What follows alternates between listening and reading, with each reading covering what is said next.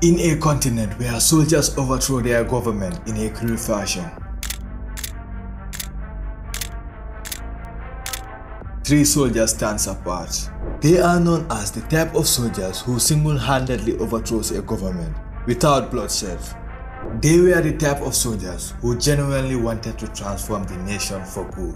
I can remember clearly your vision, my vision, that this country would be a paradise for all Gambians. The type of soldiers who were not interested in staying in power. We have no plans to stay long. And they are the type of soldiers who won the heart of Gambians, only to break them.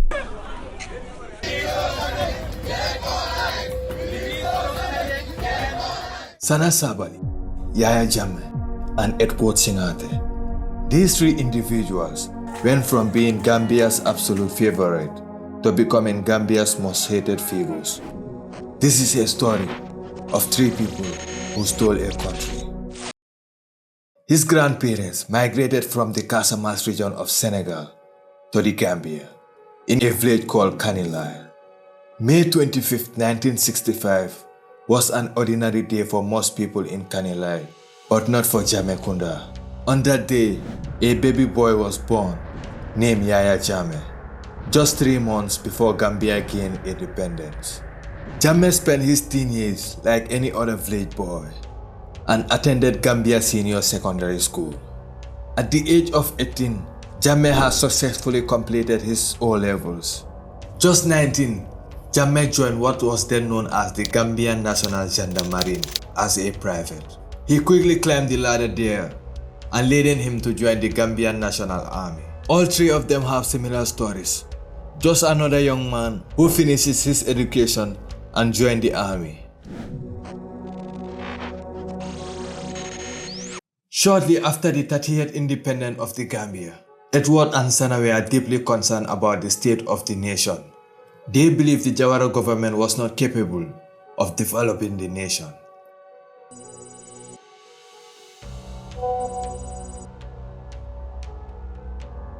Sana is the type of guy with high pace. He moves and reacts fast. And I personally, I will not run away from anybody.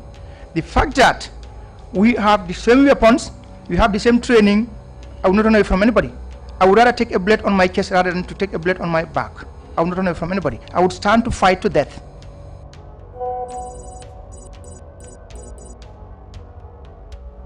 They came to an agreement. They will overthrow the Jawara government. They knew they needed help from other soldiers to execute the coup. 4 or 5 officers alone cannot take over a government without the buy-in of the soldiers.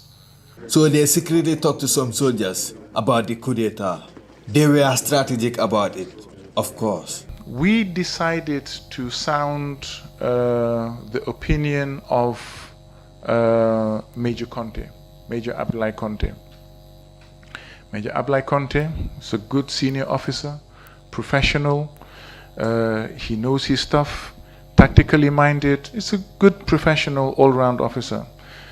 So we just approached him and spoke to him around the football field in Yundum when we were overlooking a parade. And we didn't tell him exactly what was happening, but we asked him of his opinion about what was prevailing in the country, whether anything better could be done, and what was the possibility of the military stepping in. He agreed that, first of all, that truly the government was not doing well, that they could do much better, that the Gambian people had been left behind and something should be done. But with regards to a military takeover, he said that that would not work. I think he said in Wolof, "Loldu Musa Dokhfi." So once he said that, we backed off because we knew that it's a no-go area. We cannot proceed and then tell him exactly what we were doing. Knowing that if they reveal the full plan to soldiers and they didn't participate, the rumor will start to spread from one person to another. They managed to convince 3 soldiers to join them in the coup. the original 5 members of the plot to overthrow the Jawara government were Lieutenant Basiru Barrow, Lieutenant Alpha Kinte, Lieutenant Alaji Kante, Lieutenant Sana Sabally, and myself. As the plan became more concrete, 2 of the soldiers withdrew. Only Sana, Edward, and Barrow remained. Edward realized that it's impossible for 3 people to overthrow a government. So he spoke to Barrow about adding Jammeh to the plan. He told me, Ndoke Nyimma Fanlong. After telling me that Yaya Jammeh is arrogant, he told me that he's the type that will tell you that he can hold 1 LMG here, 1 LMG there, and then that's... do the Rambo thingy. Exactly, which as professional soldiers is rubbish. But funnily, he actually said that he can hold an LMG here and then take State House. He did tell me that. But I had gone ahead and spoke to Jammeh anyway, despite Basiru Barrow telling me not to.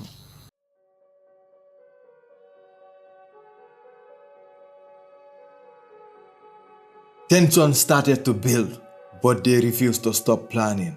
Edward Singateh, who was a platoon commander at the time, began building good relationship with soldiers under his command. Over time, he asked them to join him for overthrowing the Jawara government, and they agreed. And we looked at the possibility of bringing Sadu Buhaidra on board. But we agreed that we would not give him the full details of the plan. What we would do was tell him that this is going to happen if we are arrested or something happens, because it had leaked and, there's a possibility that before the day itself we would have been detained. Then he should lead the troops to come and free us, and we continue the takeover from there. So that was Sadi Buhaidra's role. Now, the initial plan was to attack the president as he enters the country at the airport.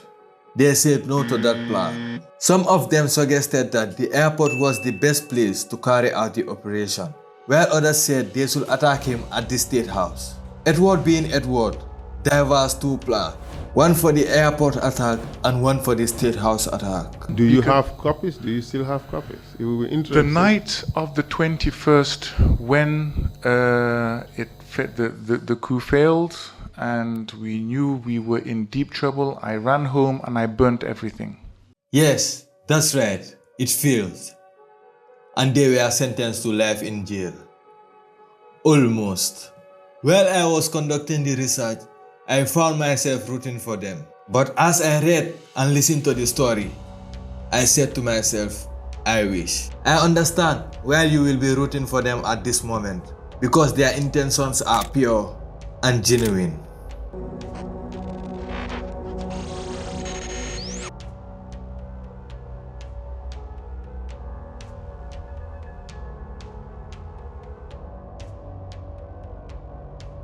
They decided to proceed with the airport plan, despite some members expressing doubt.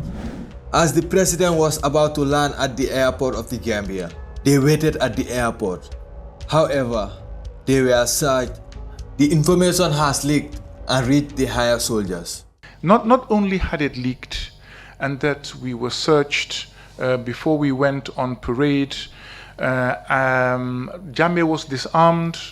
Sana Sabally was supposed to bring ammunition to the airport because we didn't have any ammunition, and upon his arrival and distribution of the ammunition, which should have coincided with the plane parking at the on the apron, then we would have launched. But because we did not have the tools to implement, we could not. After we left the airport, as we always do, we went back to the barracks.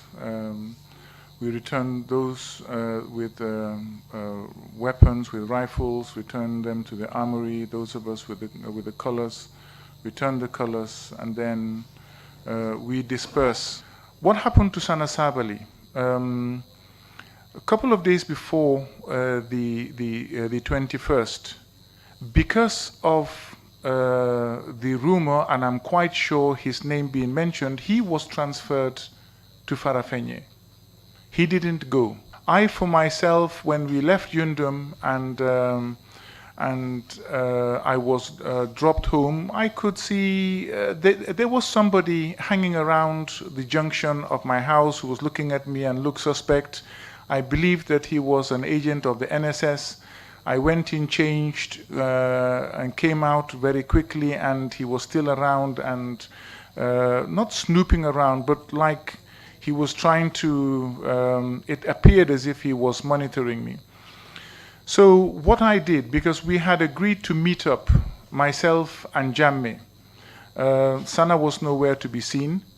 So because we were downhearted, we were disgruntled, we didn't know what was going to happen. This thing had failed, it's out in the open, most likely we are going to be arrested. So in order to get to Jammeh's house in Bakau, what I did, I came out of the compound, he was still there looking. I got into a taxi immediately and then went. He was there with one Ibrahim Abba. The three of us were at Jammeh's house and we were debating on what to do next. So what time did you leave Jammeh's house on that evening? I left Jammeh's house pretty late. I went home and then a couple of hours later, Jammeh had arrived at my house. He was shouting, but I was sleeping, and then he was throwing stones on my roof to get my attention. And my mother woke me and said that somebody shouting your name outside, and I got up and realized it was Jammeh. He told me to dress up and come out, so I did. Dressed up, and he told me that Sana had just called him and told him that Sana had broken into one of the armories at Yundum Barracks and that the coup is on and that he should come and bring me along. So the coup in itself was launched by Lieutenant Sana Sabally. Sana Sabally has successfully broken into the Yundum Barracks and stole weapons, despite being sent to another city. He acted swiftly and returned. Once Yaya Jammeh and Edward Singateh arrived at the barracks, they organized their soldiers, distribute weapons, and launch their attack. They didn't immediately attack the State House. Instead, they began by attacking senior soldiers individually and detaining them.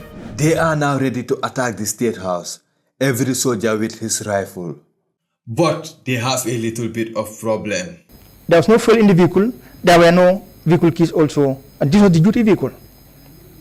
Later we come to understand Sergeant Mane, Musa Mane, who was the sergeant, the senior sergeant at the motor transport pool, on orders of Lieutenant Barrow, had withdrawn all the keys and emptied all the vehicle to the last drop of the fuel, essence or gas oil, completely.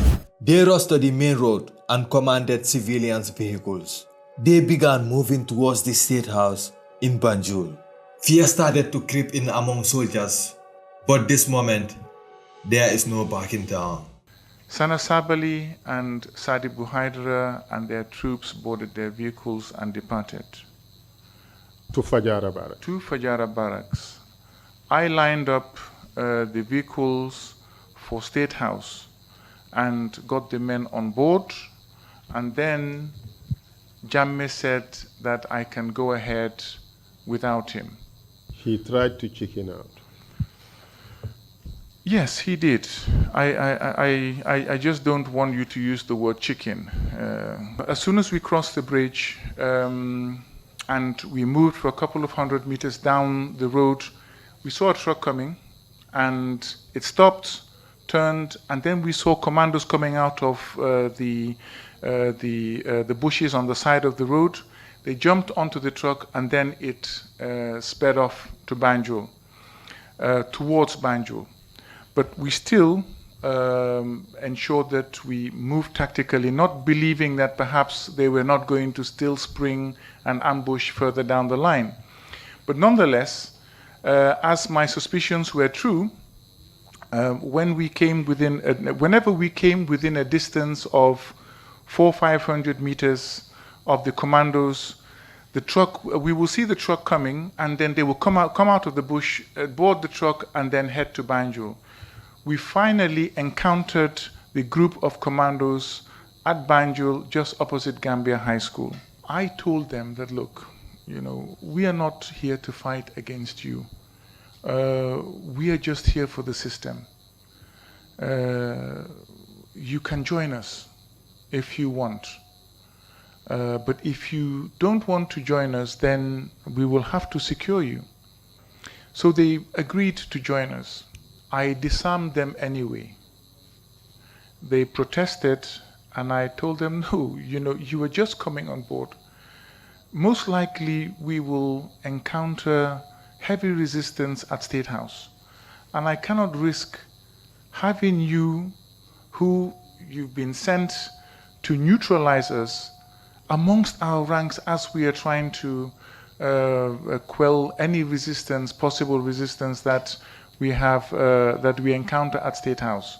So, what you do, if you believe in the cause, if you believe that a positive change can be made, just follow us. If any of us are shot and we fall, pick up that rifle and then continue the fight. So they agreed. They were behind, and then they followed. And we made sure that the rifles were kept in the truck that was following behind us with additional ammunition and other supplies. Edward then separated the troops into 3 groups. One group was positioned around the beach, while Yaya Jammeh and some soldiers went around the back of the State House. Edward and his group were to attack from the main gate. When they reached the main door of the State House, he shouted. And I told them that, look, if you don't open, then I will have no choice but to blow the door open. So please open the gate. And then Bakari Kamara came to the gate. I think he was a sergeant at the time, and told me, don't shoot, the keys are with Langtombong Tamba. And I asked, where is Langtombong Tamba? He said, he's in the office. And I told him then, go and get the keys. So I held my men in their positions. We waited patiently. After a few minutes, he appeared. But as he was coming towards the gate, there was a shot that rang out. And I could see him take off his beret and then wave it to signify that the shot was not fired in aggression. Bakari Kamara came with the keys. They had chained it and padlocked it and opened it, and I moved in with my men. I asked the presidential guards to lay down their weapons, which they did, and I assured them that there was going to be no harm that comes to any of them, that we are not interested in fighting with them. It was then that I sent somebody to go and open the back gate for Yaya Jammeh to come in. Sana was not part of the people who attacked the State House. Instead, Sana and some soldiers were responsible for shutting down the airport, disabling the radio station, cutting the communication cable, and disrupting the power station. The coup proved successful, and Jawara fled to the US warship for protection.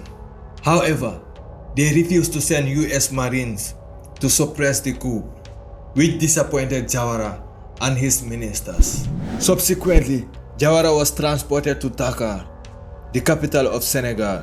With Jawara having fled the country, the coup organizers were free to consolidate their control over the nation.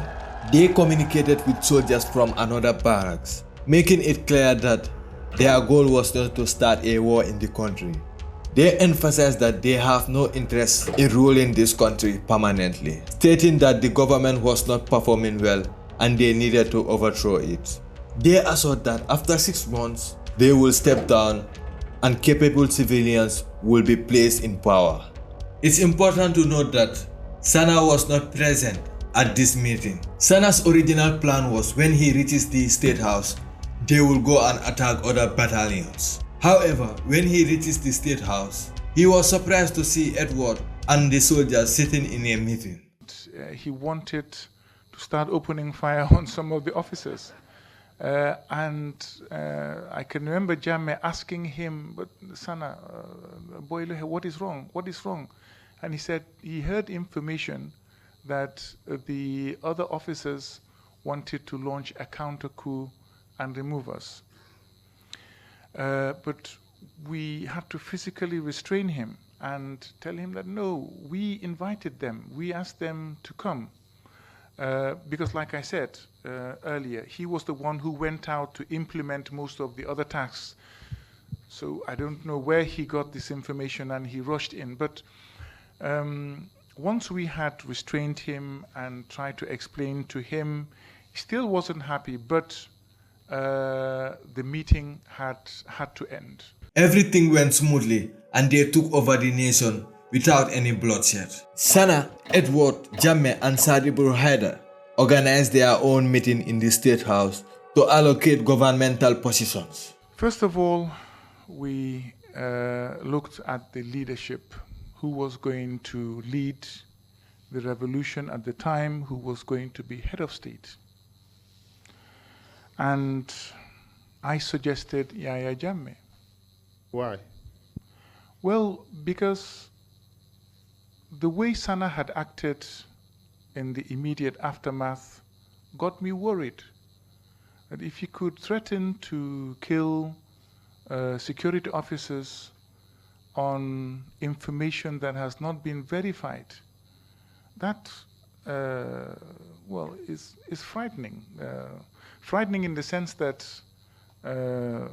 you have somebody with such a temperament. It's not safe to put in such a position of power. Yaya Jammeh then decided Sana should become his vice president. Edward became the Minister of Defense and Salibu became the Minister of Interior. Well, Sana Sabally, I could see, was not happy.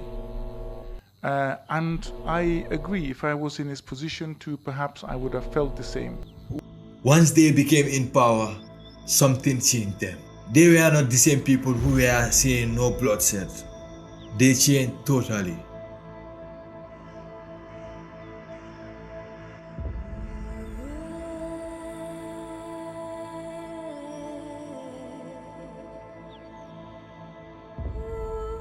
Execution of some NCOs, subsequent execution of the officers.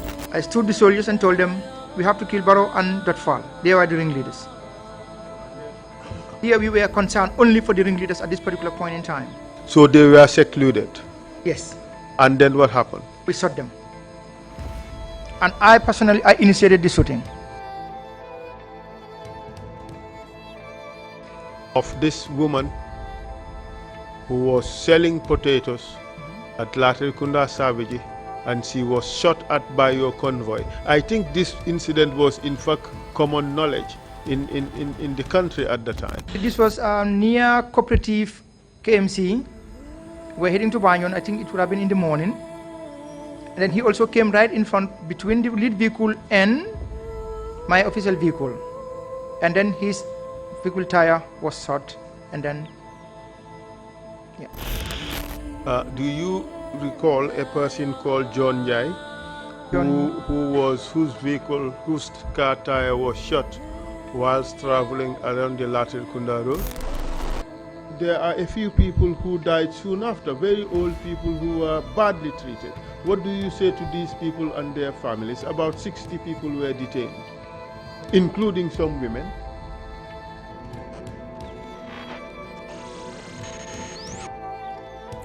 Jammeh's insecurity about his position began to intensify, as he feared that Sana Sabally might attempt to overthrow him.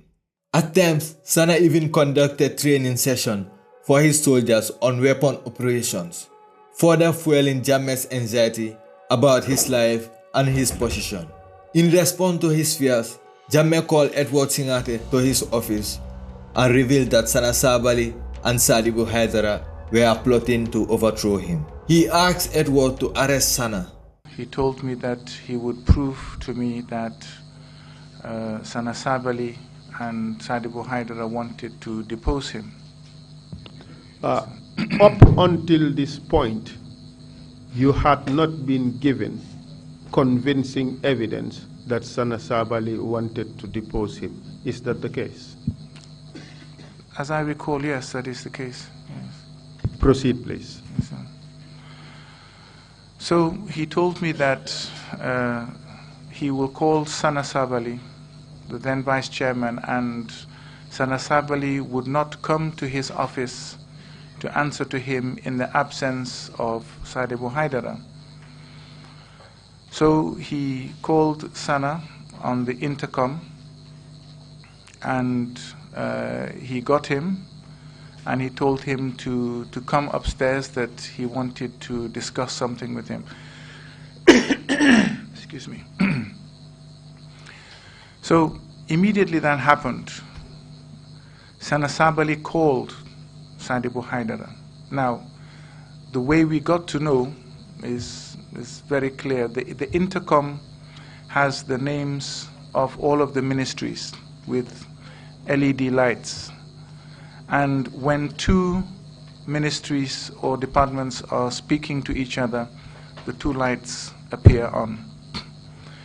So immediately the chairman had put down the phone. Sana Sabally's light came back on, and Interior's light came on. So we knew that they were talking. Yaya Jammeh told me, you see, I told you he's calling Sadibou Haidara to come. He would not come upstairs until Sadibou Haidara comes to State House. And then what happened after that? He called Sana again, and the same thing happened. Sana called Sadibou Haidara, and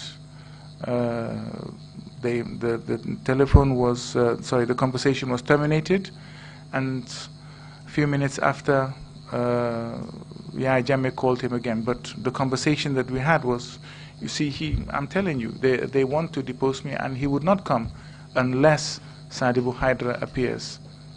But bearing in mind that Jammeh was just one floor above Sana Sabally. The offices were not, it was just one floor between them. He just had to come up the stairs and then come and answer. And that did not happen until Sadibou Haidara came to State House. When eventually Sadibou Haidara showed up into State House, he came upstairs but went to the vice chairman's office, that was Sana Sabally's office. After a few minutes, they came upstairs together. And then what happened? Then I had them arrested. I took Sana Sabally and Sadibou Haidara downstairs, I believe with a couple of the orderlies. There was a vehicle waiting, a pickup. They were put in the pickup, and that was the last I saw of them. They were taken to Mile 2 prisons. Sana was subjected to severe tortures. When I say severe tortures, I mean extreme tortures.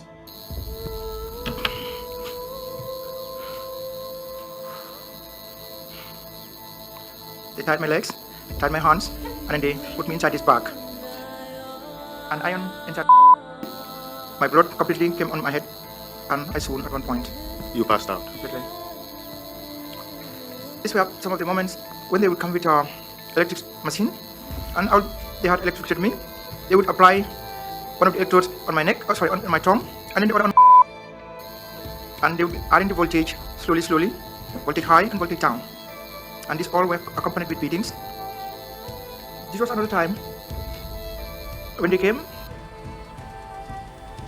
And sadly, Sadibou could not withstand the extreme method of tortures.